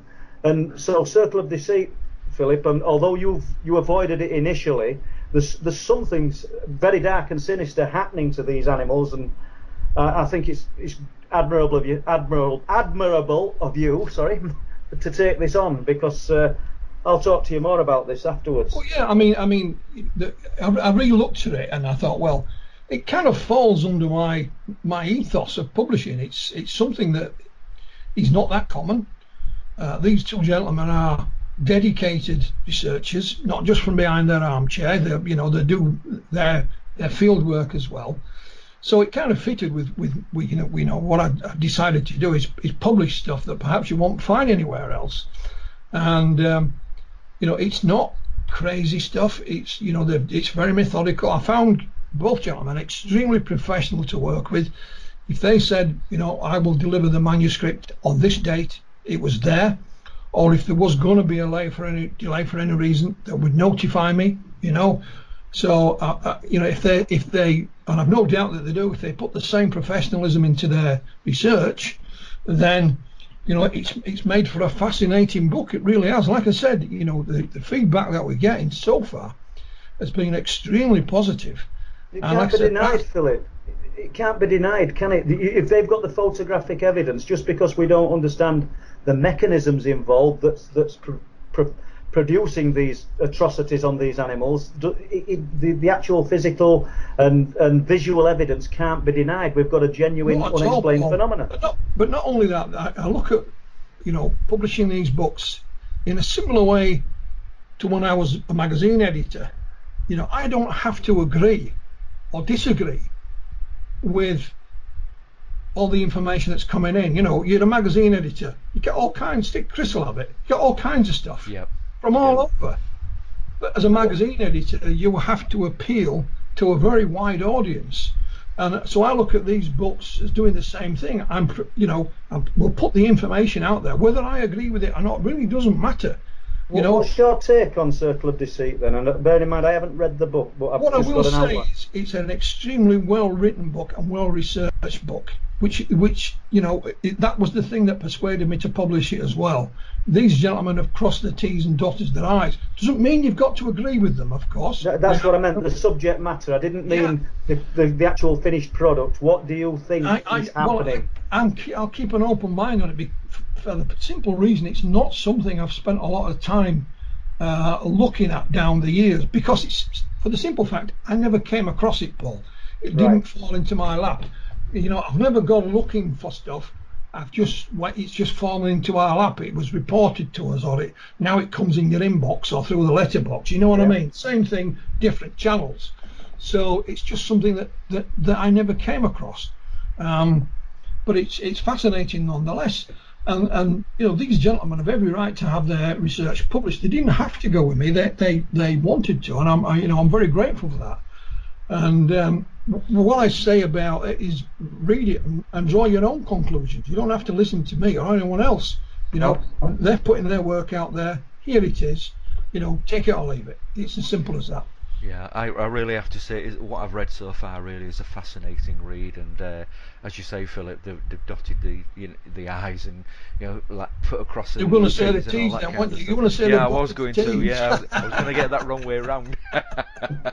But we mentioned alien abduction earlier on, and you've mentioned Pascagoula, and of course, I think it's round about September the 1st, which actually rings a bell with me as well, date-wise, because that's when the next Outer Limits magazine conference is taking place. I understand that Pascagoula, the closest encounter, my story, Calvin Parker, is going to be published by yourself. Do you want to give us some more info on that, Phil? Well, yeah, I mean, when I first got interested in the subject, one of the cases I read about in a magazine article, I don't know which magazine, was about Pascagoula. Pascagoula is the place it took place. It's a little place in Mississippi. It was October the 11th, 1973. Two gentlemen, Charles Ixton, he was 42, his young companion, Calvin Parker, was 19, and they both worked at a local shipyard on the river. And Charlie Ixton was a veteran of the Korean War, was involved in several major battles in combat, and Calvin was his friend's son, had grown up, and Calvin had moved 200 miles because Charlie got him a better job. He was getting engaged was Calvin, so more money, and he even, having some lodgings with Charlie as well. He'd only been there about a week. He got home for the weekend and come back, and of course they loved to fish. Both gentlemen were mad on fishing. So they're coming home from work and they're driving past the river. It's not an out-of-the-way place. There's a main highway goes over it. And Charlie's, obviously he's from the area, he knows, he's pointing out areas to go fishing. So they decided to go fishing that night. So off they go. And as they're driving into this place, there's a car parked up with somebody in it. And then Calvin notices they drive past like a no trespassing sign. But Charlie said, don't worry about it. Anyway, they set up their gear, it's just river fishing, and they're on an old pier, which is falling apart. But the reason they're on the old pier is because they used to offload grain from there. Yeah. And of course, it gone into the river, good spot for fish. They were about to give it up, and they saw some blue lights. Now, Calvin thought, it's the police. They're coming to tell us we're not allowed to fish here. He was thinking of the sign he'd seen. So when he turned round, it wasn't the police. It was this like rugby ball shaped object was descending very, very close to where they were, and it had two lights at one end, and they were getting off the blue light, and the grass in those areas was over 6 feet high, huge great grass. Yeah. Descended, and Calvin thought, I'm going to leg it. I'm off. When he looked round, there was nowhere to run. Yeah. So this thing stopped just a couple of feet above the ground. Charlie looked round and he says he's never seen a man so frightened in his life. Despite what he saw in Korea. Anyway, somehow on this thing, an opening appeared, and these three strange beings literally floated out of it. Again, they didn't walk, they were a couple of feet off the ground. They were humanoid, but they had no eyes, no mouth. They had a pointed protrusion at the front and two out the side. They didn't have fingers, they had mittens or claws. Their feet were like stubby. Their legs were always closed, never moved, and their skin was dark grey. They described it looked like an elephant skin. They grabbed these two guys, took them on board, they examined them. Now, they then put them back. I'm cutting a long story short, once they'd found them, and off it went. So they decided to get out of there, and they found when they got back to the car, one of the windows had been smashed. No idea how that had happened. Their initial intention was to, drive like a bat out of hell and go home. But then they thought, well, what if these things come back and do this to someone else? So they decided to phone the nearby Air Force base, which is called Keesler. They ring Keesler Air Force Base, and a lady tells them the Air Force no longer investigates UFO sightings. They ring the Sheriff's Department. They're not best pleased with that, so they take off again, And then they have another change of heart. They pull in at another payphone, and this time they ring the sheriff's department. So the sheriff decides to meet them and escort them into town. They go to the sheriff's department. They're separated. They're interviewed. Tell them the whole story, but they change the story a little bit. Charlie's terrified of his young friend. What will happen to him? He's in a bit of a state, is Calvin. So they make up the story that he passed out. When he saw this thing and these creatures, he just passed out.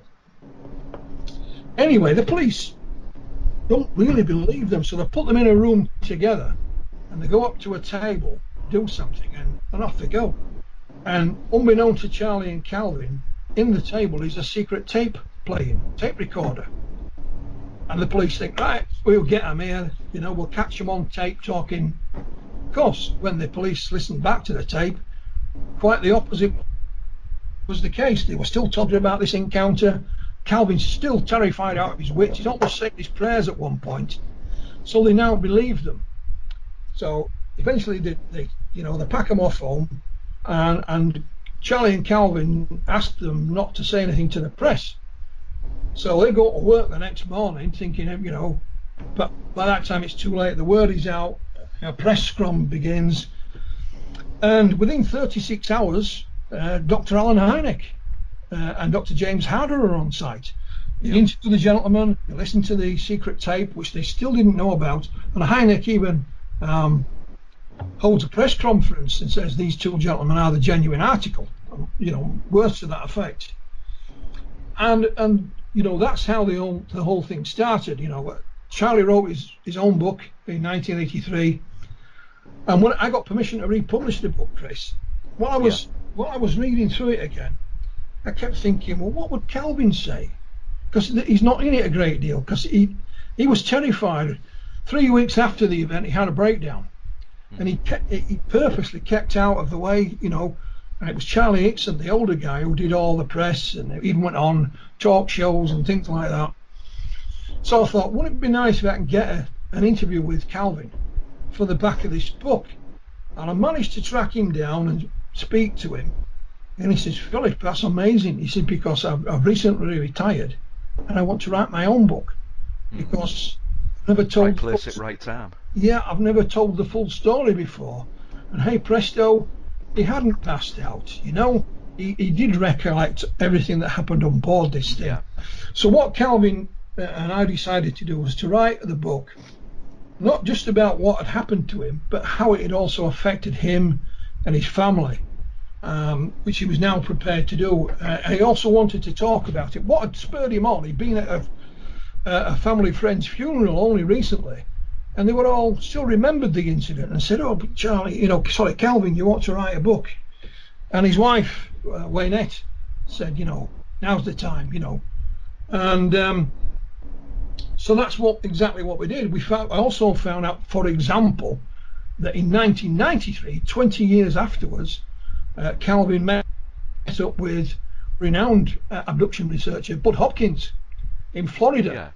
Yeah. And Bud did a regression session with him in Florida. Bud is sadly no longer with us, but I managed to find the tape of that. And so we have the whole transcript of the tape recording in the book, word for word. And it's fascinating, it's scary, because at one point you hear him screaming, Fascinating is the word, Philip. I was just about to say it when you said it. It sounds so intriguing. we have the full transcript of the tape, the secret tape from the sheriff's department. The day after, they went to Keesler Air Force Base because they thought they might have, in those days, radiation. They were checked over. They don't. I managed to track down the full transcript of their interview at Keesler Air Force Base. Also, for example, just a few days before the incident, at the mouth of the Pascagoula River, again, two more fishermen actually saw something underwater, some coloured lights underwater, and they went in person to the Coast Guard and reported it, and the Coast Guard went out there and they saw it, and they chased it for 20 minutes and they could not identify it. I managed to get all the Coast Guard documents and put them in the book as well, You know, Excellent. everything. So, you know, so this is Calvin's own story. There's more to it than that, and it's also how it affected him, his life, you know, and why he decided to speak now. He's actually on a radio this evening as well. Oh, excellent. So Does he know you're talking about him? No, he wants to tell his story now because he's a few years older than me. You know, he knows he's not going to be around forever, so he wants to tell his story, set the records straight, and you know, it's not a commercial thing. He's not looking for money or fame or anything like that. He will speak at UFO conventions if anyone's interested, where he's never done that before. You know, never done it before. So, and you know, I'll tell you for the first time, Chris, you know, and this is the first time we've made it public, we do actually have a film director interested in Calvin's story. Excellent. And so he's now waiting to speak to someone about it. Whether anything comes of it, who knows? But it's nice to have the interest in the first instance, you know? Yeah. So not only have we got, you know, the Hickson side of the story, we're going to get the Parker side of the story. We can balance them off together, and obviously, as people always say, there's two sides to every story, but the truth is in the middle there somewhere. And this is great because you know, we're going to get Calvin Parker's own testimony in his own words out to the general public. Yeah, and that is absolutely fascinating news, especially the film. Yeah, there's another missing time experience he has. I think it was 1996, but I'm not exactly sure. But he bought a little fishing boat now, and he was going fishing crazy, just for a few hours, you know, in daylight. He parked the car up, his wife knew where he was going, and he says, Philip, I used to just take a couple of bottles of water because I knew how long I would be out at sea. I needed something to drink. So off he goes. All he remembers, you know, is lying down on the deck of his little boat and seeing this cloud above him, and the cloud opened. And in he went. And this is the next thing I remember, Philip. I come round, it's dark, I've drank my water, no idea what the hell's gone on, no idea what time it is, you know. And he goes back to shore, finds his car, and because he was late, his wife had come looking for him, and she'd actually left a message under his windscreen wiper saying, where the hell are you, you know. Yeah. So fascinating new information that probably has never been heard of before. Not at all. Well, I was just about to ask you, Philip, if you'd got any exciting new cases or anything that we've never heard before, but I think you've just topped it with that story there. Unless there's any, have you got anything in the pipeline that would be interesting to our listeners, and myself and Chris, other than this, which is fascinating? Well, Chris knows what's coming, because if I find anything that's I think should be out there straight away, it goes in Outer Limits magazine. I have literally just sent Chris a set of 5 daylight photographs from Poland, which I've never seen the light of day. I think they were taken, again, I haven't got my laptop here, they're all on my laptop. I think they were taken in 2013, but they've never been published before. So I've only got brief details of it. It's something that's work in progress, but we had Jason Gleaves analyse them. Again, I worked with Jason on a book that we published. UFO Photo. That's right, and he, one of the things he concentrates on is analysing UFO photographs on the computer. So Jason has analysed these photographs. Not going to tell you the result. You'll have to read the magazine. But the results of his analysis is in the magazine along with these 5 photographs. So we can take it that you are highly impressed with these 5 photographs. Well, what I'll say, it's a work in progress. Again, we're getting the information out there. Someone may be able to support their authenticity, or maybe the opposite might come. In the meantime, but I haven't stood still. I've also worked with Dr. Bruce Maccabee before. Bruce is well known for his photographic analysis. They've gone to him. I've not heard anything back from him, but if he does come back with something, it'll be written up, and we'll follow it up in Outer Limits magazine. I mean, these photographs recently only came in the last few weeks, so I've gathered what information I can so far. Jason analysed them very quickly for us, and the results of which will be in, I believe it's the next issue, Chris. That's correct, Phil. Yeah, that's coming out on August the 1st, 2018. And The link to that can be found on the magazine website. Yeah, they didn't come from, the main guy I know in Poland is Peter Chalabius, because I published his book, but I know other people, simply because I've been involved for so long, and I'm so old, Paul, you know. You're not that old, Phil. and because I've been a magazine editor, and so I just, you know, you accumulate contacts. It's just what you do. And one of the other guys that I know in Poland, he just sent them out of the blue. He may have been aware of Jason's contact with me or connection with me. I'm not sure. He says, "Can you help me with these?" So, hey, presto, off we go. So you never know from one day to the next what might come along, you know. Well, that's probably what makes it so exciting. It's just out of the blue information which you've got in form of these photographs, and eagerly await the results, and we'll look at the magazine and see what you're talking about, won't we? Yeah, well, the same guy in Poland has just sent me some more photographs. Not as impressive as the ones I've sent to Chris, but they're nonetheless interesting. Is he a researcher, Philip? He is, yeah, absolutely. Not that has any bearing on it, you know, but no, just out of interest. He is. So again, they've gone to Jason, and you know, Jason's said, I'll get back to you, Philip. I've got them, no problem. So there's no rush. You know, he'll look at them when he's got the time, and if there's enough information, we'll publish it accordingly. Wonderful. Excellent stuff. Of course, Jason and Bruce actually contributed to the China Lake investigation as well, didn't they, Phil? Which was in Outer Limits magazine a few months back. And what's your opinion of the China Lake images now? Well, you know, when you look at them, you know, everything that you learn in this subject, you know, shouts hoax. But you know, there is no proof that a hoax. You know, according to Jason's computer enhancements, he thinks they're a genuine article.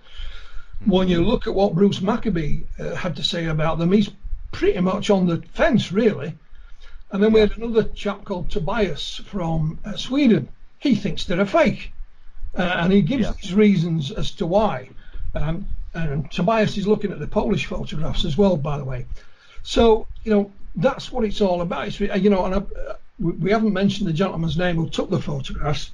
I have gone back to him, and he's quite aware of the different opinions. He's seen it. He hasn't said anything, you know. So again, you take your pick. You decide yourself. You know, I personally sit on the fence. Wouldn't surprise me if there weren't a drone or something like that, Chris. I don't know. I'm guessing. They are quite fascinating images. Got to say that. Yeah, I thought they were a bit iffy, maybe myself, if I'm being truthful, but that's only my personal opinion, Philip, and that's all we're dealing with. I agree with you, Paul. That was my first opinion. I actually saw them on Facebook, and I contacted the gentleman who posted it and said, that looks interesting, and then he took the post down, but I'd already got in contact with him. And you know, the story is he's had them for a few years, and he didn't think anybody would be interested, and so on. So I persuaded him to give us. He claims to have more photographs, same thing, just different angles, and you know, publish it and let people have their own opinions on it, Paul. You know, and I respect people's opinions, and you know, when you do look at me, you think, but then who knows? Who knows, mate? Yeah, you know, there could be actually the absolute bona fide real deal, and what am I to say? The thing is about with photographs, you know, if it's perfectly clear, 100% pin sharp, you know, taken by somebody with 20/20 vision, etc., etc., you know, we all cry hoax, fake. But if it's you know, a fuzzy, blurry image, you know, for example, similar to the one that we discussed earlier on, Phil, you know, people say, well, it's not clear enough to say, you know, so we always seem to be on hiding to nothing. Well, we're stuck in we've got to find the one in the middle.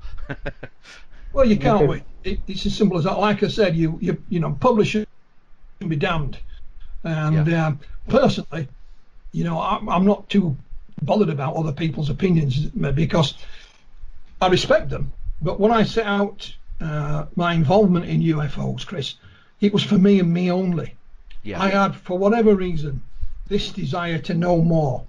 I wasn't, you know, I didn't want to sit and read the books and read the magazines. I wanted to find out for myself. And if, at the end of the day, if I believe UFOs are fairies at the bottom of the garden, I don't give a monkeys if anybody else shares that opinion, because I didn't get involved in it for them. But in the meantime, I look at our role as UFO investigators. One of the roles we have is to document this material, document it as the best we can. And I think as a bunch of amateurs, which is what we are, and I don't mean that in a detrimental way, No. I think as an amateur movement, if you like, at times we do a pretty damn good job, you know. Yeah, and I think we do. We leave it there for somebody somewhere, hopefully, to try and make sense of it. And pretty much like amateurs did in astronomy decades ago. There was no professional astronomers, you know. They documented things they'd seen in the night sky, and of course in the future somebody made sense of it. So that's the way I look upon part of our job as a UFO investigator, is to document. It's like Jack Valley says, present your best evidence and so be it, you know. Yeah, absolutely. Absolutely. So we've spoken a little bit about Circle of Deceit and the Calvin Parker, My Story, Pascagoula, etc. What have you got in the pipeline, Phil? What's coming down the line for us? Anything you want to tell us?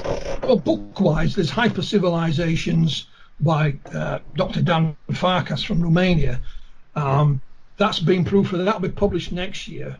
And we have UFOs over Argentina from Alex Cionetti. Although Alex lives in the United States, he's originally from Argentina. That will be next year. And I'm also looking at a couple of other things that are as yet unconfirmed. But, you know, I'm also trying to work with this film director to see if we can make progress on the Calvin Parker book. But I've also recently done a couple of TV bits. I've done a piece for the BBC One, the One Show. Oh, right. Yeah, on the alien autopsy hoax. I don't have a broadcast date, but it's you know, I'll let you know when I do.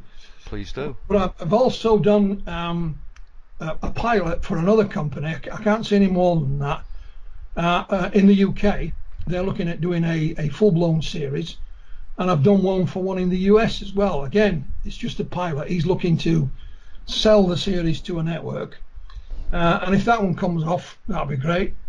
But the One Show thing is done, and in the kind of, if you see my face for 20 seconds, that'll be great. But myself and Spiros Malaris, the man who faked it, have been interviewed for it, and it's one of their 5 or 6 minute piece things that they do. You know, so they're just things in the things happen, Chris. You know, I don't really plan an awful lot. I just see it just happens. Yeah. That's one of the things we haven't actually talked about, isn't it? The alien autopsy.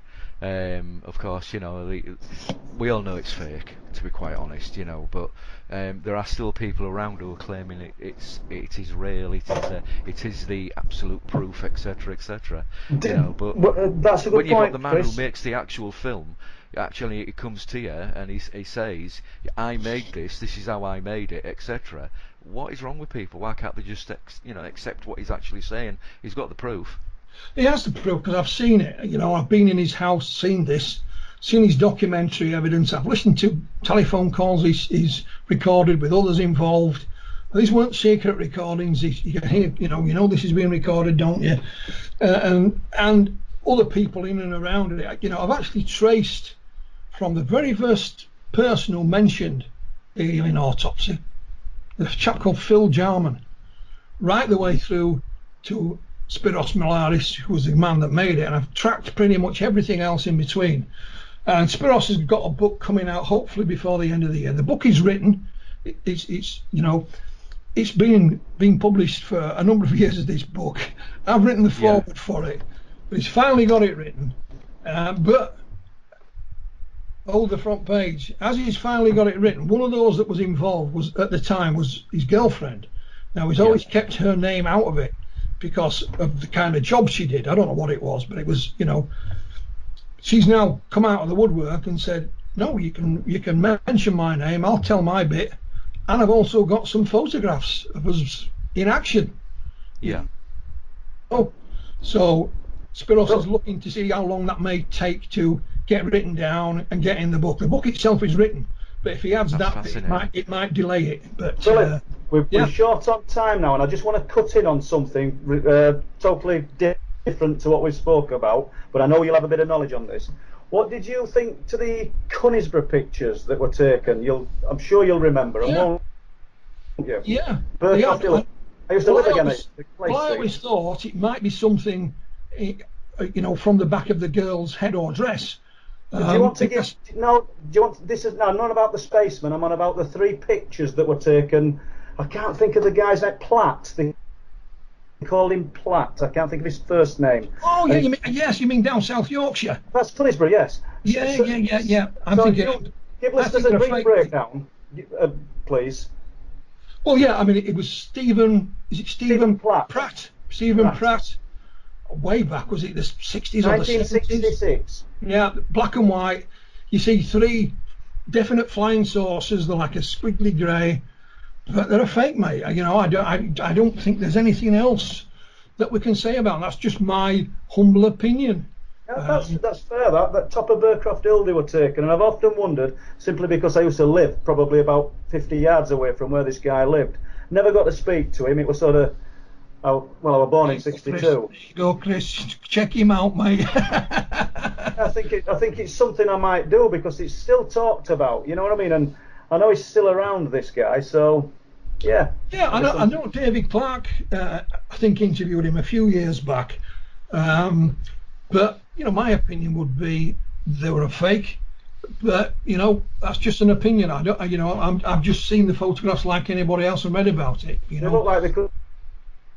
Tracings on glass or something. They do exactly. Don't they? Yeah, absolutely. I do agree. Yes. There's a little thing from old photographs. When you use celluloid, and this is something I learned from, I think it was Bruce Maccabee and Ground Saucer Watch. If it's something that's close to the camera, a small object or a painting on a piece of glass that's close to the camera, what you get around it, the edge of the actual object when you enlarge it, is like a little halo. It's actually called the halo effect, and that's where the light disperses from behind it. It's because it's a giveaway, telltale giveaway. Yeah, and it's called the halo effect. So but that's with traditional photographs, not the digital stuff, of course. With the 35mm stuff on traditional. Absolutely, stuff. Yeah. So there you go. Okay, so Phillip Mantle, author, publicist, lecturer, broadcaster, researcher of unidentified flying objects, should I say, former member of the Council of Management at Bufora, the press officer, the conference organiser and secretary to the National Investigation Committee, appointed England's representative for the Mutual UFO Network at one point, awarded an honorary member of the Research Institute on Anomalous Phenomena. On behalf of the listeners, on behalf of myself, and I'm sure Paul would agree with me. Oh, wonderful. We'd like to, being absolutely fantastic. We'd like to thank you, Phil, for being our first guest on Out of Nowhere. It's my pleasure, gentlemen, and I'll see you at the conference in September. If anybody's not bought a ticket, get one now while you can. Yeah, thank you very much, Philip. It's going to be a good one. Thank you very much for your time, Philip, and no doubt I'll speak to you soon. Take care.